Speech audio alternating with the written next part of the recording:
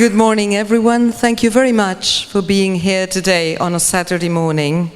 I know how hard it gets, especially after a party like the one we had last night.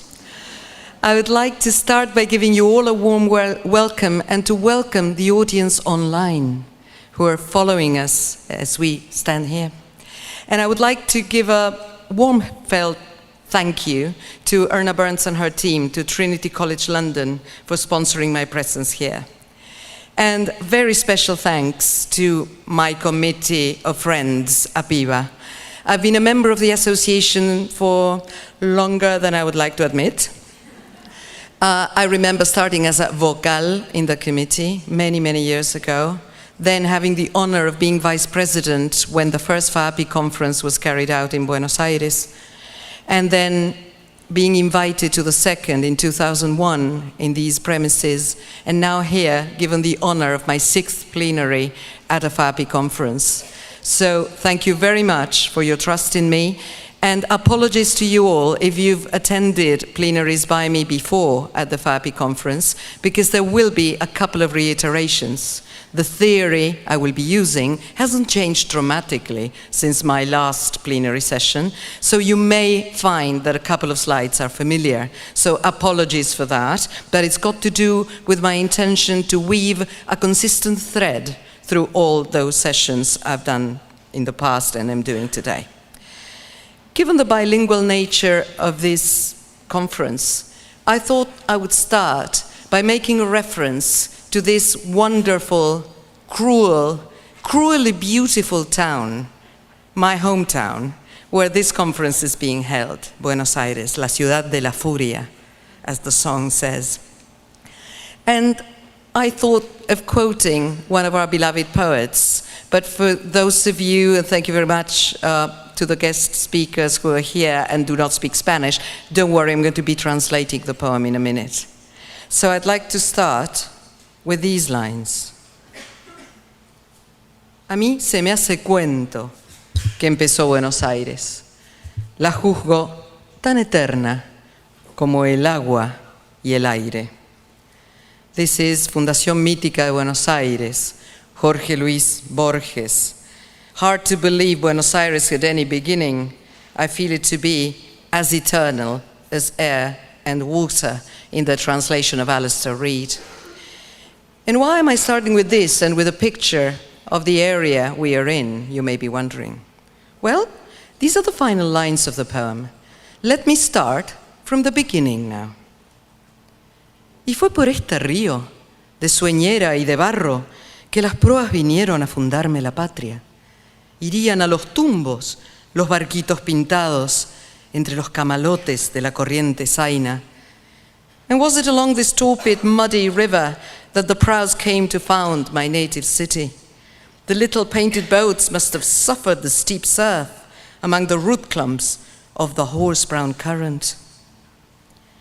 Pensando bien la cosa, supondremos que el río era azulejo entonces, como oriundo del cielo, con su estrellita roja para marcar el sitio en que ayunó Juan Díaz y los indios comieron.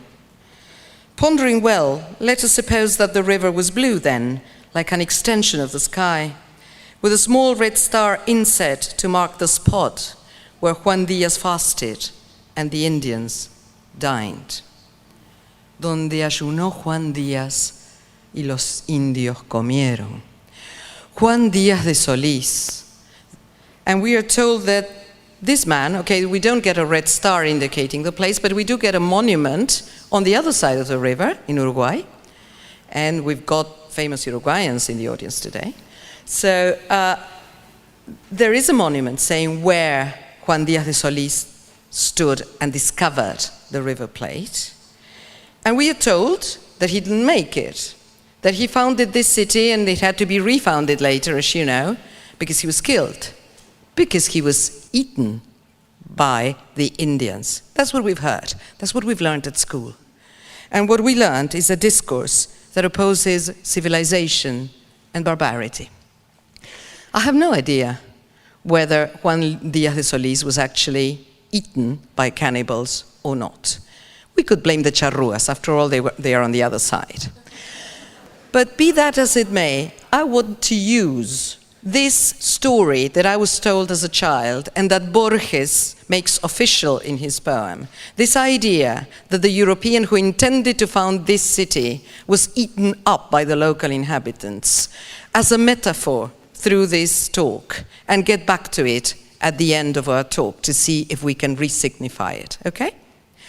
So we're talking about a place where two groups of people, where two ethnic groups met. And I'm going to be using the term contact zone, which you saw in the title of the talk, to refer to this encounter, this meeting, the contact zone. And the term is not mine. I'm taking this from Mary Louise Pratt, who in this book, Imperialize Travel Writing and Transculturation, remember the word transculturation, please, we're going to get back to it. She defines the contact zone in the terms that you can see on screen. And for those of you who are more auditory than visual, let me read it aloud. The space in which peoples geographically and historically separated, the Spaniards, the Charruas, come into contact with each other and establish ongoing relations, usually involving conditions of coercion, radical inequality, and intractable conflict. Wow, how negative can this get? We're talking of coercion, inequality, conflict. Can that be avoided? Are we at all in a contact zone? And you may say, Claudia, the days of imperialism are over. Pause. I would like to quote from another writer I will be using, James Clifford, and I'm thanking Florencia Perduca sitting here on the first row, who first directed me to the reading of this book, and whom I know she quoted yesterday in her session. James Clifford, an anthropologist, not an ELT teacher. He writes about roots. Voila, the title of our conference is Roots and Roots. And this is what he says. He says that we are all today traveling cultures. And you may say, Claudia, I don't remember when was the last time I was able to catch a plane. It's become so expensive, or even a train. Well, but this is the way Clifford explains it. We are all, everyone, more or less, permanently in transit. Not so much where are you from, as where are you between, should be the question we should teach in lesson 1. Where are you between? And you may say, again, Claudia, I've been in my hometown for as long as I can remember. You may say that. My students will probably not have the possibility to travel. Why are you calling us a traveling culture? Well, I think the answer is very easy. We are traveling all the time. And when Clifford was writing this, he was not even aware of the existence of social media because they didn't exist yet. And yet he was saying, we are nomadic. We're going back to the days when people would move from place to place, where they would be in transition all the time. And this is what Zygmunt Bauman calls liquid mobility. We're all the time moving from one job to another, from one way of thinking to another, reconsidering the way we think, because something came up on Google that changed our minds. So this is the kind of learning many experts have been talking about in this conference. Ubiquitous, mobile learning. So how can we speak of a culture or an identity when we speak of learning that moves all the time? And we know that whenever we learn something, we change. So perhaps the word identity should no longer be used in the singular. We should speak of our identities, of our fluid identities in constant flow. And this is what Clifford is trying to tell us. He also uses another word, which I think is key for the topic I'm developing this morning, which is the word translation. He uses the word translation in the two meanings it has in English. In Spanish, we use two words, traducción, traslación. The earth moves around the sun, and we speak of a translation movement. So, he's using the term in both senses, moving from place to place and from one language to another. And what he says is that whenever we go online, whenever we encounter someone who's different from ourselves, we are translating. We are moving towards the other, trying to approach his or her position, but we are also explaining, translating our own meanings. And don't tell me that doesn't happen at home when you quarrel with your partner or with your children and you're trying to make yourself understood in your mother tongue and you're trying to translate your meaning because they just don't get it. How often do you say, no, you don't get it, you don't understand, and you're still using your mother tongue very often? So this is the kind of translation that Clifford is talking about. How we express our multiple meanings, our multiple identities, how we move, and how we translate in the sense of going from one language to another all the time. Okay so far? So, I could say that all speakers of foreign languages, especially all learners of foreign languages, inhabit Pratt's contact zone. We are always in contact with otherness, with those meanings that we are trying to understand and the meanings we want to express and find so hard to do. How often those of you, or everybody here seems to be bilingual, right? Many maybe plurilingual. How often do you find yourselves searching for words in your mother tongue because the concept comes up to you in whatever foreign languages you speak? So you're always in that contact zone of translation, of movement, and finding the words. So, to go back to the title of this conference, and to Clifford, we're exploring roots all the time, trying to go somewhere else, trying to reach the other. My question is, while we do this, can we also find our roots? Can we find who we are in this search for the other? So, my proposal today, as you must have seen in the abstract and in the title, is to deal with texts which illustrate encounters in the contact zone. And when I say encounters in the contact zone, then I don't necessarily mean imperialist movement in the 19th century. I don't mean tourism only. I may mean being online, being face-to-face, and encountering someone in my neighborhood, in my own home, in my classroom, whose way of thinking, whose worldview is so different from my own that I need to translate my own meanings and to find some intersection to make myself understood and try to understand the other, okay? That broad sense. So don't think of the exotic. Don't think that I need to go all the way to China or wherever you think to be in the contact zone. Let's think of the contact zone when we open the door of our classrooms and all this diversity, these different age groups, these digital natives, as Prenzi calls them, though I'm not too sure I like the term. Well, they are there and suddenly saying, find a way of reaching out, find the root and tell me what your roots are. These are the words that come up all the time in this kind of literature. Exile. You can read a lot of Argentine writers, unfortunately, who've written from exile. Diaspora. Peoples who move from one place to another, starting with the Jewish concept of the word, but then today, how many people are refugees in so many countries because for lots of reasons, economic, political, they need to leave their places. Borders, a term that Florencia uses all the time, basing herself on originally the Chicano kind of reality in the south of America, of the United States, but then how often are we crossing all sorts of borders to such an extent that Flor speaks of border pedagogy. Culture clash. The culture clash we feel when our students say, oh no, you don't know how to handle that smartphone, give it to me. That's already a kind of culture clash, isn't it? So, are these texts useful to us in the language classroom at all? Texts that have to do with diaspora, with exile, with culture clash? And my answer is a big yes. Because language, which is what we teach, has a lot to do with identity. And I'm going to quote the Canadian researcher Bonnie Norton. Every time language learners speak, they're not only exchanging information with their interlocutors, they are organizing and reorganizing a sense of who they are and how they relate to the social world. They are, in other words, engaged in identity construction and negotiation.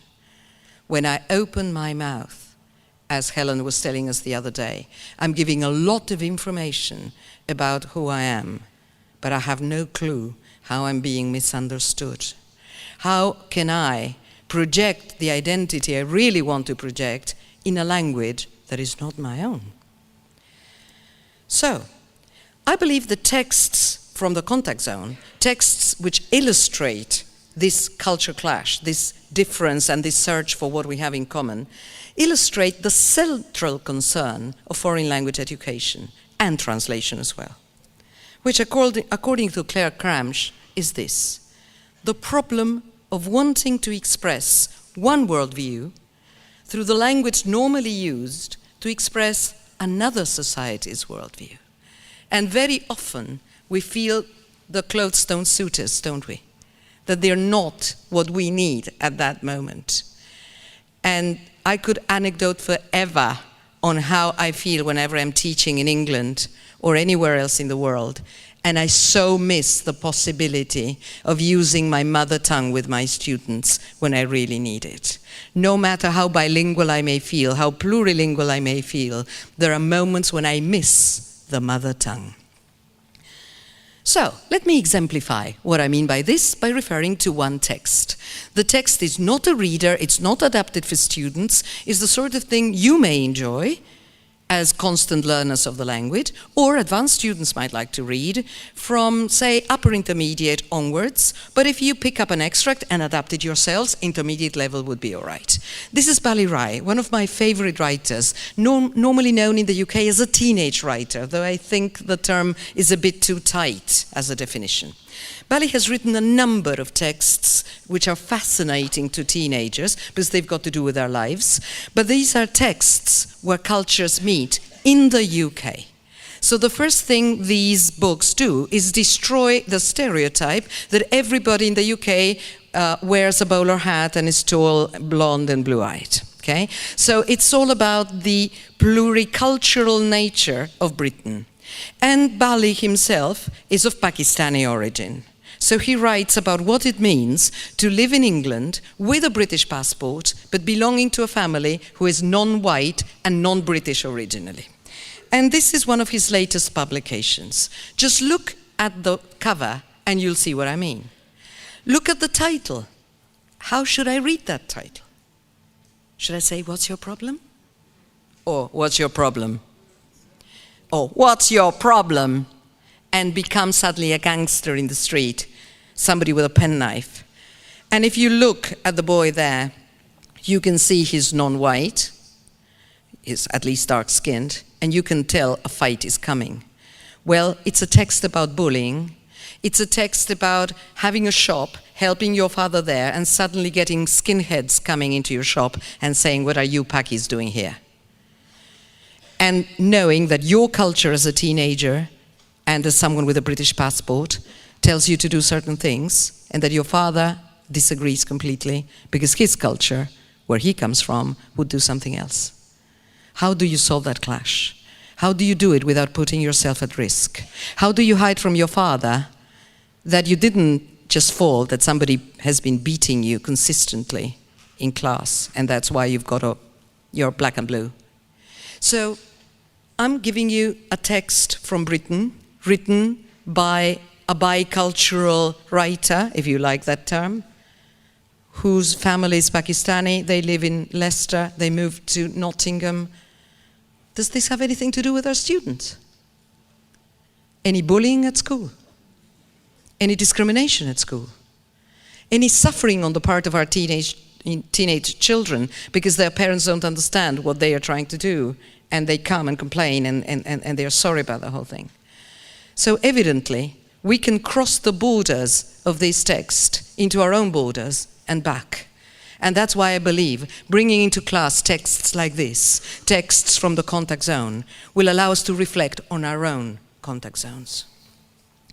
So back to theory, and I'm sorry, I know you told Christina in the survey that you don't like a lot of text, but here I'm talking literature. So I'm sorry, I'll have you reading text. And for those of you who like to listen, of course, I'm reading aloud. Apologies for those who are more visual and say, why are you reading what I can read? Anyway, what I've been dealing with is a different way of looking at our profession, as you know. We're talking about intercultural learners. I'm not talking about trying to get my students to be a sort of imitation native speaker, which they may never become. I'm talking about creating certain, not only skills, but dispositions, attitudes that have got to do with intercultural awareness. And this is the way John Corbett, I don't know if he's still at the conference, he was here. Hi John, thank you for coming. John Corbett, who's always my bibliography, and the other day I was doing a webinar and he was there at the webinar and he said, come and meet the bibliography. So there's the bibliography in the audience again. And John defines the intercultural learner in these terms. He's one who is linguistically adept, although not native speaker proficient. So, ladies and gentlemen, he's not telling us stop teaching the present perfect. We should still do it. We need to get our students to be linguistically adept. I'm not taking that job away from your hands, okay? But on top of that, John says, our learner has the skills which enable him or her to identify cultural norms and values that are often implicit in the language and behavior of the groups he or she meets, and who can articulate and negotiate a position with respect to those norms and values. So noticing that the text tells me something that's different from what I would have done, but I need to take a position. And that position should be a respectful one. No matter how much I agree or disagree, no matter how much I can say, right, I'm reading what they do, but I don't want to change my ways. How can I not only live with that difference, but enjoy it? Wow. If I had the answer to that, we would all be in the United Nations today. But maybe in our little corner of the classroom, as we always say, we can make a small contribution and see how many we are. What a huge contribution we can make. So, sorry, apologies to our non-Spanish speakers. I will be quoting from national documents, and I do not have a translation for this. But it's just to show you how our national documents back up exactly this conception. Look at the núcleos de aprendizajes prioritarios de lenguas extranjeras that Leonor Corradi mentioned in the panel the other day. Los núcleos de aprendizajes prioritarios de lenguas extranjeras privilegian tanto el saber de y sobre las lenguas y el lenguaje, como la formación de ciudadanos y ciudadanas respetuosos de las diferencias lingüísticas y culturales. We're talking about the same concept. It's behind our jobs in whatever we do in Argentina. It's the document that regulates our jobs. And if we want to get more local, diseño curricular de lenguas extranjeras de la ciudad de Buenos Aires, where we are today. Look, it speaks about reflexión intercultural, apuntar a desarrollar la percepción y el respeto, the word I was using before, respect, por las diferencias culturales, sociales, religiosas, raciales, entre otras, que van surgiendo en la clase de lengua extranjera a partir del contraste con lo propio. So when I compare and contrast, it's an opportunity to reflect upon myself and question and reaffirm my identity. Provincia de Buenos Aires, which APIBA also represents. Diseño curricular de lenguas extranjeras, Provincia de Buenos Aires. It's subdivided, as you know, into different levels. So arbitrarily, I've taken segundo ciclo primaria. I could have taken any other. And it speaks about the following. Enseñarle inglés al niño es brindarle oportunidades para interactuar con textos o personas de otras culturas y así enriquecer su mirada del mundo, su entorno sociocultural, su lugar en dicho contexto, fortaleciendo su propia identidad. You see, it's a yin and yang sort of thing. It's I'm looking at the other, it speaks about mirada, gaze, but I'm also looking into myself. I'm finding my roots. I'm questioning and reconsidering and rebuilding my own roots with double O. And if you've heard me speak before, you may have heard me speak about this story, which I think exemplifies beautifully what the diseño curricular is all about. A story by the Nigerian writer who was executed by the dictatorship in November 1995, Ken Saro-Wiwa. The story, simply called Robert and the Dog, is a story about a servant who serves a master who's a medical doctor. We don't know, Saro-Wiwa never tells us whether the doctor is black or white. We tend to think he's white because we see him in a master's position. Whenever I read the story with African students, they tell me he's black, a member of a black elite in his own country. So you see how our gaze is already conditioned by our context. And I would like to read a short extract from the story, which is already very short. It's a double-sided page. He feels so happy working for this doctor. But one day, things change, as they do in stories. The only source of worry in the new situation was the dog.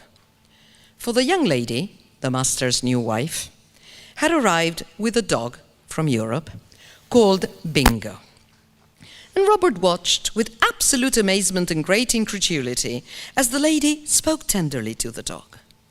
She ensured that he was well fed with tinned food and milk and meat and bones, and she held the dog lovingly in her arms, brushed his hair, and tended him carefully. The dog appeared as important to the lady as her husband, and indeed, Robert thought, in the order of things, the dog was more important than himself. If you have pets, maybe you say, oh, that's me. Or maybe you say, isn't that a bit too much? I don't know. Let's move on. He could understand a stray, mangy dog with flies around its ears being beaten and chased away from the dwellings of men. He could understand a dog wandering around rubbish heaps in search of sustenance. But a dog who drank good tinned milk was entirely beyond his comprehension. On one occasion, the lady took the dog to a doctor, and that was the straw that broke the camel's back. And I'm going to torture you and leave you here, and I do exactly the same in my class. I always leave them there and say, the bell is gone. And now you'll have to find out for me what happened later. And they come up with the most gory versions of the story. What will Robert do to and with that dog? You know what it's like when we feel jealous. Now, you might say, Claudia, this is Nigeria. And this is a bit of a stereotype of Africa, the poor people of Nigeria working as servants. Any coincidences with your context? With the people in your classrooms, if you don't teach in a socially privileged school? Maybe they are the ones who are used to seeing dogs like the dogs that Robert describes. Maybe they find it obscene to see the little dogs in my neighborhood that look like little girls with ribbons. And we might say, but we love our pets. And the others say, yeah, but we love our children and they don't have enough food. So we are talking about a social contact zone here. And I told you this was Nigeria. Could have been anywhere else. And this is what really gets your students responding. So what can I do with this story? Well, I can move on the next class and read the following. All that day, Robert felt his stomach turn. And when he got home in the evening and saw his children with distended stomachs gambling in the filth that simmered in a swollen stream at his door, and watched them hungrily swallow small balls of eba, he asked himself, who born dog? And you may say, Claudia, that's ungrammatical. I teach my students all the time who was born a dog. But what I'm showing you is the English of an African with little education. And maybe this makes our students feel that they're not the only ones who make that mistake naturally. We're talking about different Englishes here in the plural. And all of a sudden, he developed a pathological hatred for Bingo, the dog, his master's dog. All night long, he saw in the eye of his mind the dog cuddled in the warmth of the settee, which he would have to clean and brush in the morning. And he asked himself, again and again, who born dog? Well, I won't tell you the end, except for the last sentence. The sentence is, standing on its own, and the dog died. What did Robert do to the dog? What did he do with the food that his master left in the house when he went on holiday? He said, Robert, could you look after the dog? He lost his job, of course. Did he lose anything else? What did his wife say when he went back with the tinned milk and food and said, I've left my job? Well, Sarah Weaver never tells us. And this is an invitation to explore the contact zone in ELT. We can develop intercultural awareness. How much does this context have in common with ours? Contact with otherness allows us to reflect, as we were saying, on the self. Language awareness. What about that word eba, which is not, or iba, I have no idea how you pronounce it in whatever African language it is. It's not explained, it's not glossed. What's the effect? I know it's food. What sort of food is that? Do I need to look it up, or can I recover meaning from context? Cross-curricular links. The geography teacher may be teaching Africa and the reality of Africa and the changes in the map of Africa. How about bringing this story into the ELT classroom for content and language integrated learning, or at least cross-curricular links? And then there's an identity investment. The minute I ask my students to respond to this text from their own perspective, from their own context. And so what do? I intervene the text. I tamper with it. I change it. I call it, following Rob Pope, textual intervention. Some ideas, things I've carried out with this text, and you probably saw me do that in previous sessions. Change the point of view. Tell me the story from the point of view of the master when he comes back and finds the dead dog. Tell me the story from the point of view of the wife. Find out how much of a voice this wife has. And there's a lot of prejudice in this. They tell me, oh, African women, like that in general, have no voice. I say, how would you like it if you were told Latin American women don't have a voice like that? Or even Argentine women, or even Porteño women. Oh, well, not quite.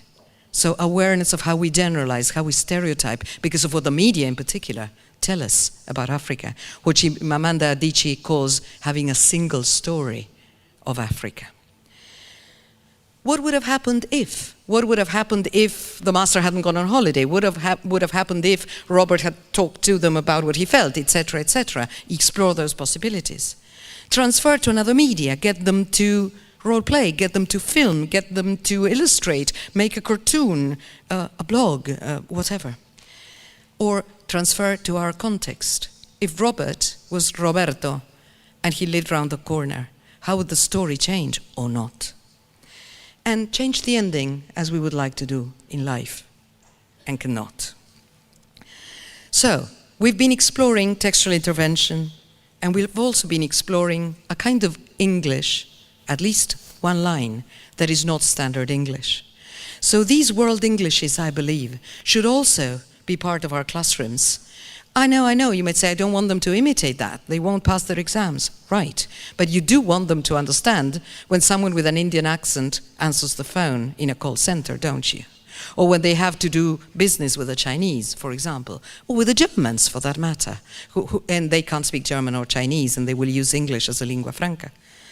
So what I'm proposing is something you probably do all the time, which is to encourage written or oral responses to texts from the contact zone, where a variety of cultures that express themselves in English find their way of expressing meaning. Do you know this guy? Well, he visited Argentina on 4 occasions. The British Council carried out wonderful sessions with him. Beatriz Pena-Lima wrote great materials on his work that you can still find online. And Benjamin Zephaniah is perhaps one of the wonderful doors into secondary school poetry to deal with secondary school students who are probably reluctant to deal with poetry, and bring varieties of English into our classroom. Because as you can see, though he's British, he doesn't look it. He is of Jamaican origin, a poet, a Rastafarian, I was saying, a poet, a performance poet. And I'm going to show you a little extract from a very well-known poem that you've probably used in the classroom. Talking Turkeys. Be nice to your turkeys this Christmas, because turkeys just want to have fun. Turkeys are cool, turkeys are wicked, and every turkey has a mum. Be nice to your turkeys this Christmas. Don't eat it. Keep it alive. It could be your mate and not on your plate. Say, yo, turkey, I'm on your side. Something interesting about the spelling, I guess. You can see how he's trying to reproduce his Anglo-Jamaican accent, which you shall hear in a minute if everything works. But not only that, he's talking about a culture that, at least in Argentina, is not very common. Vegetarianism, or even more, veganism. It's becoming more widespread, isn't it?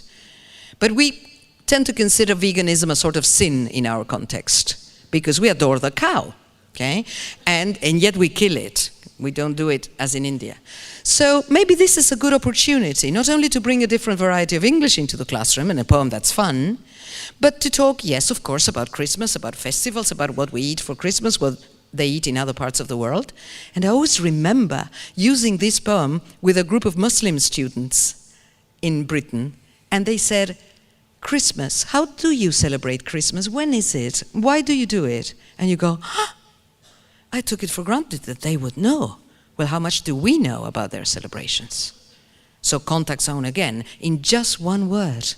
Find out about countries that do not generally celebrate Christmas, and that opens up a whole world. Second stanza. I got lots of friends who are turkeys, and all of them fear Christmas time. They want to enjoy it. They say humans destroyed it, and humans are out of their mind. Yeah, I got lots of friends who are turkeys. They all have a right to a life, not to be caged up and genetically made up by a farmer and his wife. And he will be telling you, as usual here, that Christmas is no longer Christ's Mass, but a commercial bonanza. So how many interesting topics in terms of values can you find in this poem, plus a different variety of English? So enough from me. Listen to Benjamin performing this live at the Hay Festival.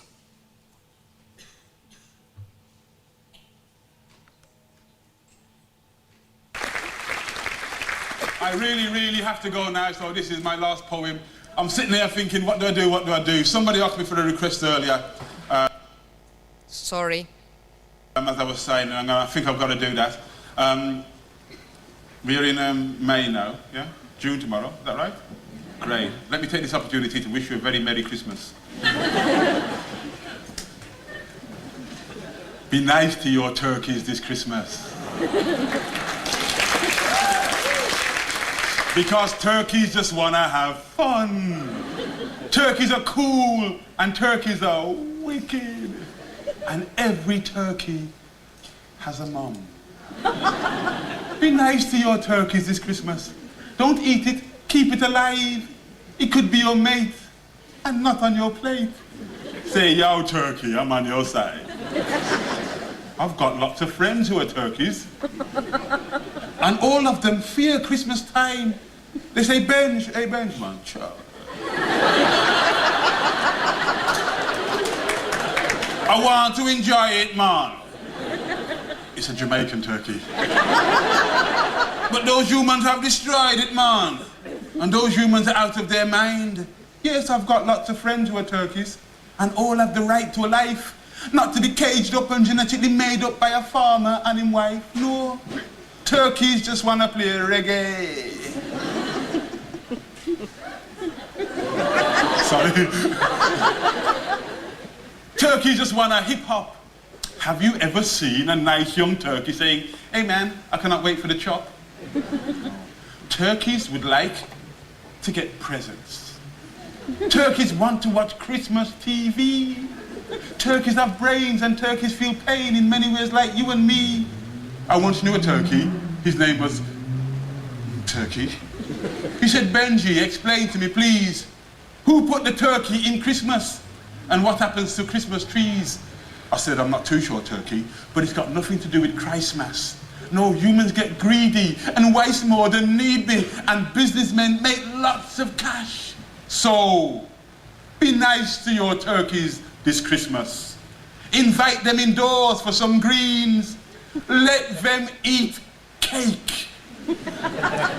And let them partake in a plate of organic grown beans. They love it. Be nice to your turkeys this Christmas and spare them the cut of the knife. Join Turkeys United and they'll be delighted and you will make new friends for life. Good night. And peace to peace. Thank you.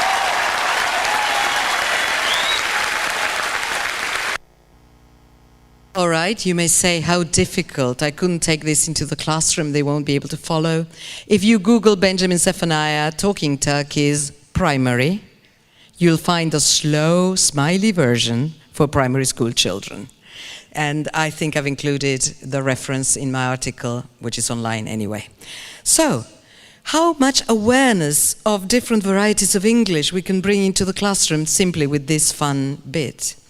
Different ways of celebrating Christmas, different kinds of food, veganism, all that can empower students to respond to the video and to the poem by expressing their own meanings, their own Christmases, their own favorite food, their own way of eating, etc., etc. It's all, after all, about finding the words.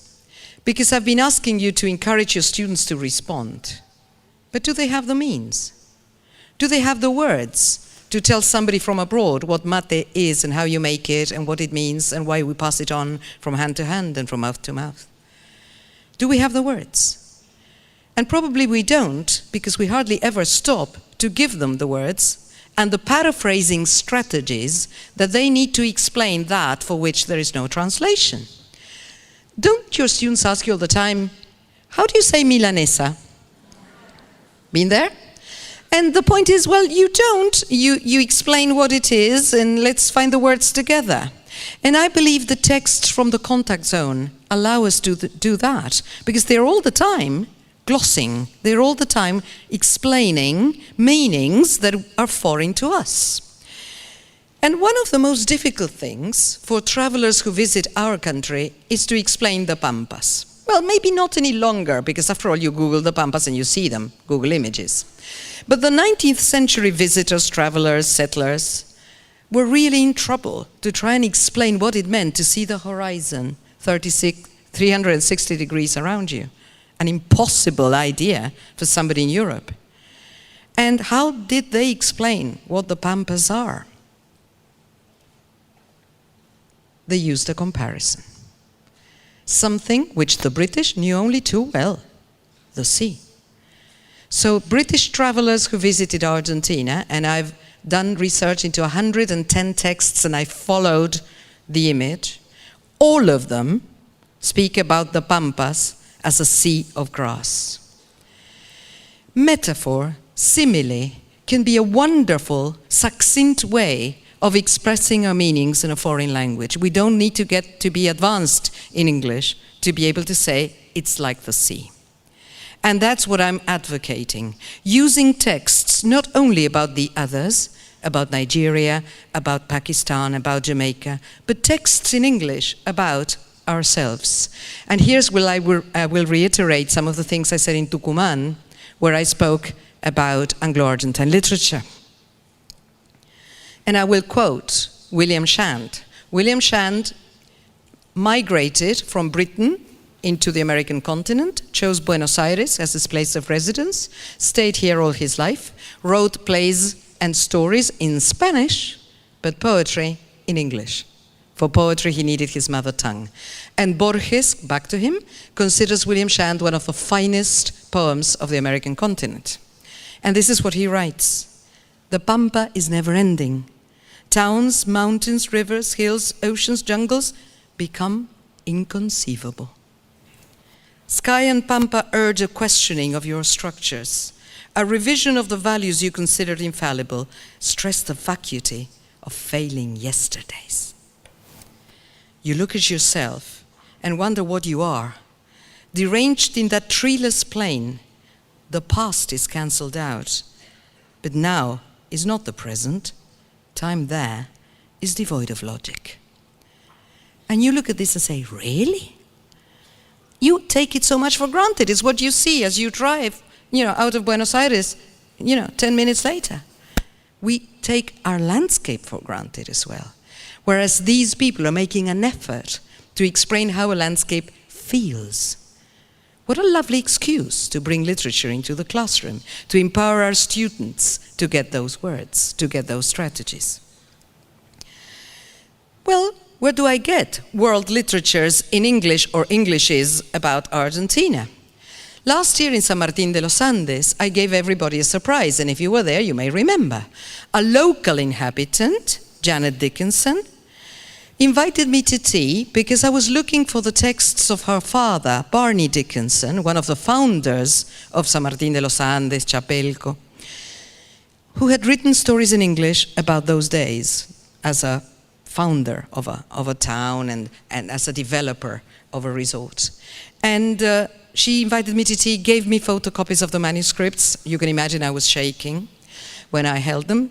And she told me, well, here's my novel. She's Argentinian. She lives in San Martín de los Andes. She writes in English. And the novel is this, Sisters of Silence, where twins are separated when they are very little, and they are Anglo-Argentine, One grows up as an Anglo, the other one grows up as an Argentine. What happens the day they meet? And then the book of short stories, Out of Patagonia, which I bought in that lovely shop called Patalibro. And these short stories about San Martín de los Andes in English. What a wonderful opportunity to see how others see us, or how a local inhabitant uses English to express our own meanings. Susan Wilkinson. Susan Wilkinson was with me on stage in my plenary session last year in San Martín de los Andes, and her novel, Sebastian's Pride, has been part of my syllabus for years and years and years. A novel that tells you about Provincia de Buenos Aires, that speaks about Rosas, about Lavalle, about what it meant to get land in those years. She wrote it on the basis of her great-grandfather's diary. He came on the Mimosa, which is another book she has recently published. The Mimosa is the boat that brought the Welsh community to Patagonia. And he wrote about the Irish community in Provincia de Buenos Aires. When she showed the Irish community, members of the Irish community, her manuscript, they were very angry. They didn't want her to speak about how their ancestors, some of their ancestors, had got the land from Rosas. So she made Sebastian English. And the Irish community were very happy. And they helped her, you know, spread the word about her book. That in itself, that anecdote which she told in my class, speaks volumes about our history, about what we want to say and what we want to silence, like the Sisters of Silence. So you've already got quite a few titles to go and get. But if you're worried about more titles, and above all, if you're worrying by now about your students who are not at upper intermediate level or advanced level, my little contribution is this poor webpage. Apologies, it's been dormant for quite a long time. I hope to be able to get back to it in the summer. I do it in my free time. But if you go to the tab which reads intercultural activities, you will find there my illustrated adaptation of the story of the Welsh when they encountered the Tehuelche in Patagonia. You will find activities for elementary level secondary schools, not many, but quite a few examples, which I hope will inspire you to develop your own materials, to make your own choices. So it's myname.net, very easy, and in any case, it's in my article in the selections. And I want to round off with a text you can get tomorrow for free on the web, because it's no more than the blurb of a book. A book that makes many of us angry. It's called Bad Times in Buenos Aires. And this is the blurb. Look at the way the publisher tries to sell this book, published in the 80s, on Amazon. In 1993, sorry, in the 90s, not in the 80s, 1993, Miranda France moved to South America, drawn to Buenos Aires as the intellectual hub of the continent, with its wealth of writers and its romantic, passionate and tragic history. She found that it was all these things, but it was also a terrible place to live. Wow. The inhabitants of Buenos Aires are famously unhappy. All over South America, they are known for their arrogance, their fixation of Europe, and their moodiness. Very soon, Miranda France encounters bronca, the simmering and barely controllable rage that is a staple feature of life in the Argentinian capital. She finds that bronca has deep roots. The violence and racism of the first European settlers, the dictatorships, especially in the 1970s, when so many disappeared. Even Evita Perón, for there was no rage to rival Evitas. Right. If I asked you to respond to this, we could spend the whole day here. I love to work on texts like these with my students, where they cannot remain neutral. And look at the collection of stereotypes you've got here. How true are they? And if I ask this question to a porteño, I'll get one answer. If I ask a question to those of you who come from other parts of the country or the continent, I get another answer. For example, the other day we worked all class on arrogance. Wow. There must be some truth in it. Hopefully not. Well, as Chimamanda says, the problem with stereotypes is not that they're not true, it's that they are incomplete. But when a stereotype hurts you, then you learn how much you hurt when you stereotype others. So I think this is a fantastic text to work on that. Too difficult, adapt it a little. But a word like arrogance, come on, it's transparent in Spanish. So adapt a few words and you get a text to work on stereotypes in class. And on top of that, you even have an explanation of bronca. How about challenging your students to find their way of explaining bronca, viveza criolla, those aspects of our nature that make us both sad and glad. And if you go to Google Books, you can sample the text. And it's going to be very, very interesting, because if you just get this sample, you will say, oh my God, this woman had a terrible time here, so why did she stay? But then you notice that she's being very ironic. And irony is another cultural issue. We hardly ever pick up British irony the way we should, and we need to develop awareness of that. We can get easily offended with the text, which ends up in a very tender way of looking at the people she met in Buenos Aires. So read on. We found lexical items, we found definitions and paraphrasing strategies to express our own identities in English. And this is, colleagues, what I think should form a crucial part of our classes. So, to summarize, texts which illustrate encounters in the contact zone, I believe, can be provocative starting points for reflection on otherness, but also on what we have in common as human beings with the rest of our fellow human becomings. To encourage intercultural understanding and respectful attitudes towards difference. If it hurts, then don't hurt others the same way. Allow critical consideration of stereotypes. Defamiliarize cultural features which may have been naturalized. What does this mean? We take certain things for granted. They are natural. The pampa is natural. Well, let's defamiliarize it. Let's see how others look at ourselves. Oh, to see ourselves as others see us. And last but not least, it can help students find the words to express their own worldview, no matter how many mistakes they make. I started with Solís and the Charrúas. 2 years ago in Tucumán, I mentioned this picture, this encounter in the contact zone, when Captain Fitzroy on board the Beagle brought Charles Darwin to find pantheological samples in Patagonia. And you can see the meeting. You can see the European boat. You can see the canoe of the Yaganes. And I asked my students, what did they say? And we know what the Europeans said. Charles Darwin wrote a diary. We still read The Voyage of the Beagle. And Fitzroy wrote a logbook of 2 volumes. And what they said was that the 3 people they took to Britain to re-educate told them in good English that they were cannibals. We're going back to Solís, y los indios comieron. Did they? Well, the fear of cannibalism is pervasive in the literature of the conquest of America, of Africa, of Australia. Again, there may have been some truth in it, but a lot of it was fear. Fear of being metaphorically eaten up by a culture that they couldn't understand. So guns were good to impose the new discourse, a discourse of property, of fences, etc. We often read The Voyage of the Beagle. Why not read it side by side with Esteban Lucas Bridges' Uttermost Part of the Earth? Esteban, the second white person to be born in Ushuaia, the son of Thomas Bridges, who wrote the Yagan English Dictionary, says, Darwin thought the Yaganes spoke 100 words. My father, in his dictionary, has 32,000, and he could have continued working on it. So, the danger is that we often read, in history books especially, a single story, quoting Chimamanda Adichie again, and we naturalize stereotypes. We take it for granted who is primitive, who is civilized, and this provokes language death.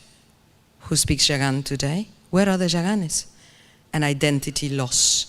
Let's make sure, colleagues, that when we teach a foreign language, especially the foreign language of the net, the language of international communication, we preserve and build identity. We preserve and build languages and interlanguages. So let's design materials and tasks to focus on hybridity, mestizaje, transculturation, the way our cultures weave a web together rather than only meeting each other and then separating. So let's avoid those preconceptions, and let's defend plurilingualism rather than linguistic cannibalism. Thank you very much. Goodbye to the people online.